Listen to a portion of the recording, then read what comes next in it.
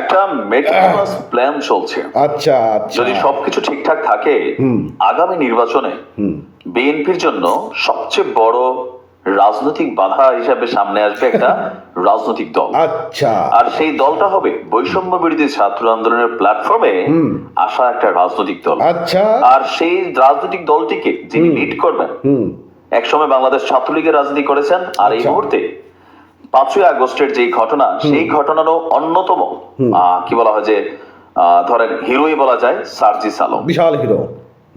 দর্শক, সার্জিস আলম আজকে যে কমিটিতে একটা পদ পেয়েছে, একটা বিশাল পদ পেয়েছে। এই পদটা আপনি যদি একটু বিশ্লেষণ করেন, এটার গুরুত্বটা হচ্ছে ইন ফিউচার যে রাজনৈতিক দলটা লঞ্চ হতে যাচ্ছে বৈষম্য বিরোধী ছাত্র আন্দোলনের ব্যানারে, সেই দলটার হয়তো খুবই প্রধান একটা ভূমিকা আমরা সার্জিস আলমকে দেখতে পাবো।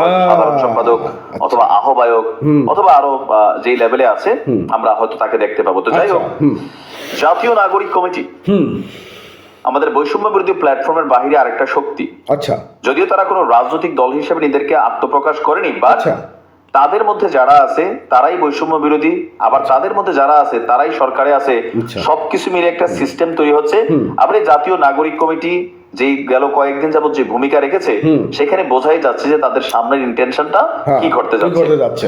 জাতীয় নাগরিক কমিটির সদস্য পদ আগেই পেয়েছিল সার্জিস। আচ্ছা, এবার এই জাতীয় নাগরিক কমিটি খুবই গুরুত্বপূর্ণ একটা পদে দায়িত্বপ্রাপ্ত হয়েছে আমাদের দা ব্লুটুথ বয় সার্জিস আলম। আর এর পাশাপাশি তার আরো দুইটা বড় পোস্ট আছে। কোনটা? সমন্বয়ক এবং জুলাই শহীদ স্মৃতি ফাউন্ডেশনের সাধারণ সম্পাদক হিসেবে কিন্তু তার পদ আছে। আচ্ছা আচ্ছা, এবার আজকে তাকে মুখ্য সংগঠক করে আনুষ্ঠানিক ঘোষণা দিয়েছে জাতীয় নাগরিক কমিটি। আহ্বায়ক নাসিরউদ্দিন পাটোয়ারি এবং সদস্য সচিব আক্তার হোসেন স্বাক্ষরিত এক বিজ্ঞপ্তিতে এই তথ্য জানানো হয়েছে।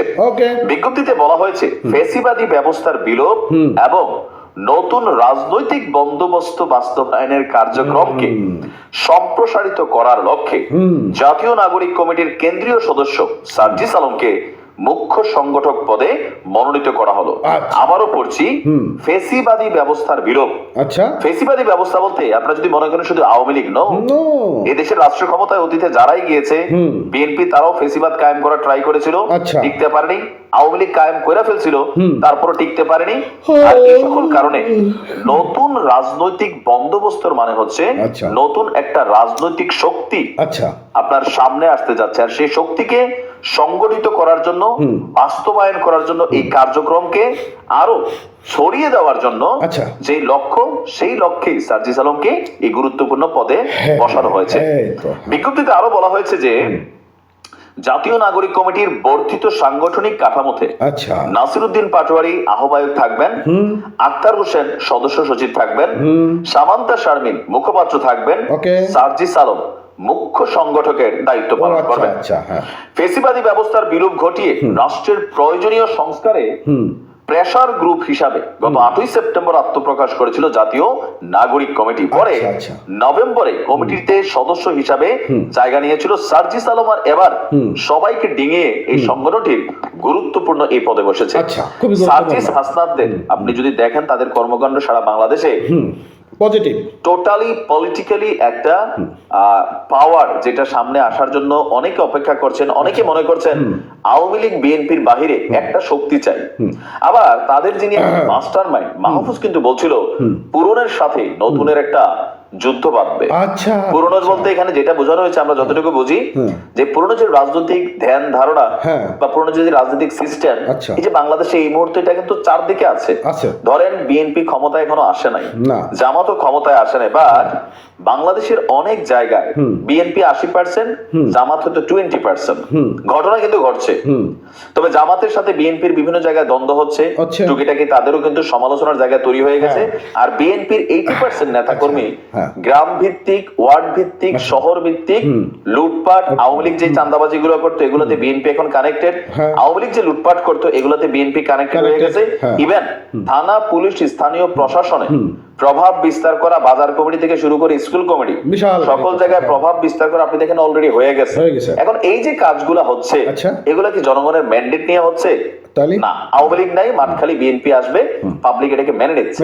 তো এই যে ফেসিবাদী সিস্টেম, এইটাও একটা ফেসিবাদী সিস্টেমই।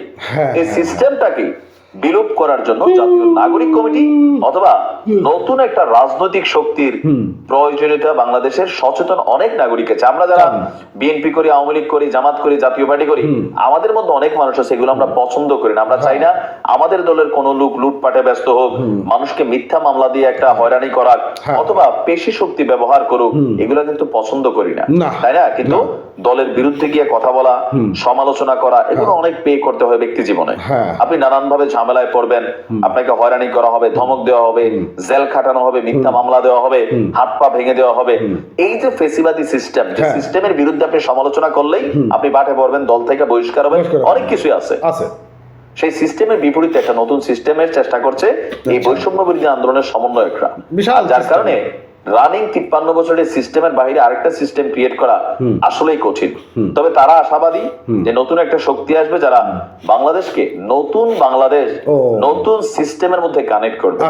কাজটা অনেক দুরূহ, তবে ছেলেরা অনেক স্বপ্নবাদী। দেখা যাক কোথায় যায়, তবে সার্জিসের হাত ধরে সম্ভব হবে, সক্ষমতা আছে। আসসালামু আলাইকুম। ওয়ালাইকুম আসসালাম।